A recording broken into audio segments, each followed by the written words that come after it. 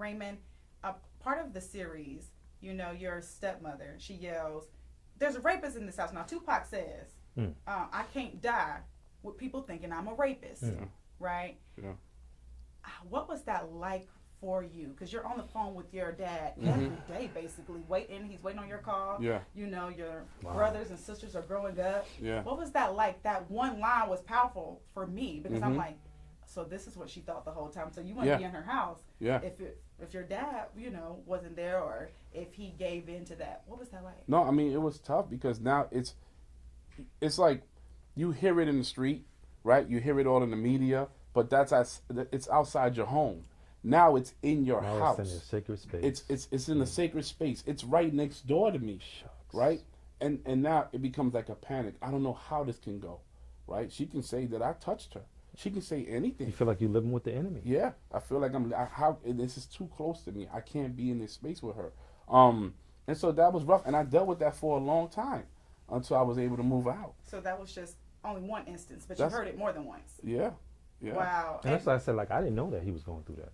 Yeah, because I have to hear it outside, right? We no longer became, oh, that's Yusuf Salon, that's my childhood friend. We became, that's Yusuf Salon, oh, that's Raymond Santana from the Central Park jogging case. Yeah. So to hear it outside is one thing, but when you hear it in your house, you can't escape it. And also something in the series, Raymond, is as I'm watching the series, although I'm pausing because I'm crying, I'm pausing, I'm going off because I got to do my millennial thing. I am heated on Instagram. I saw it coming.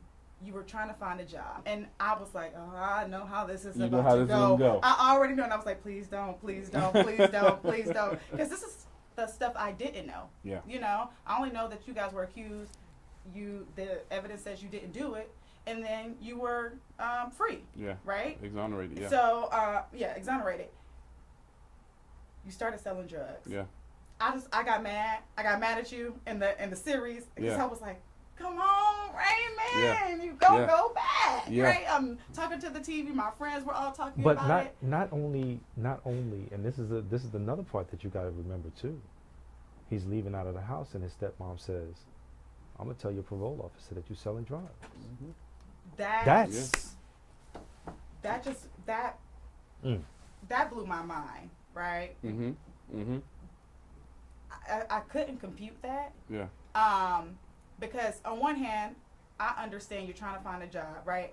And I said, I already know how this is going to end.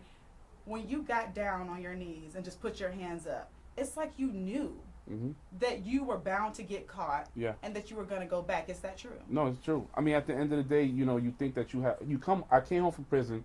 We had associate's degrees because we went to college while in prison. And so you come home saying, all right, I got this piece of paper that can open some doors for me. Yep. And then when you find out that it doesn't open anything, and this is a new experience for me, right? And I panic.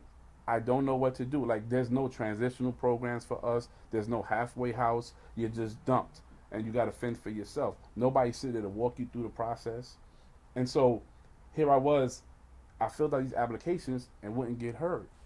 I didn't have to fill out an application for that.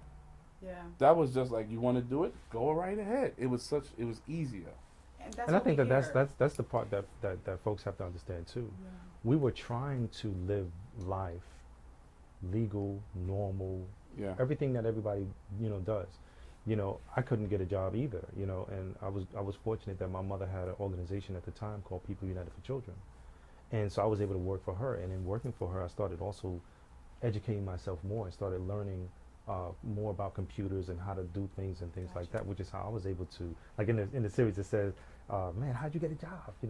Damn, you know that? And I said, man, I lied. I learned on the job. I was that, I was on top of it so much that I was so enthused by it. I said, man, like even now, if this phone breaks, I know how to take this whole phone apart, put it back together, and it'll work. I need to come to you when I drop my phone in the water. But I mean, stuff like that, like what Raymond is saying is, I think, one of the most powerful expressions for people who have gone through similar things. That why did you choose this? Yeah. And the explanation, I think, is brilliant in all that. In that, here you are you're trying to make, you're trying to succeed with your life, and nobody's giving you a chance. You're a grown man, and you can't be a man. Yeah.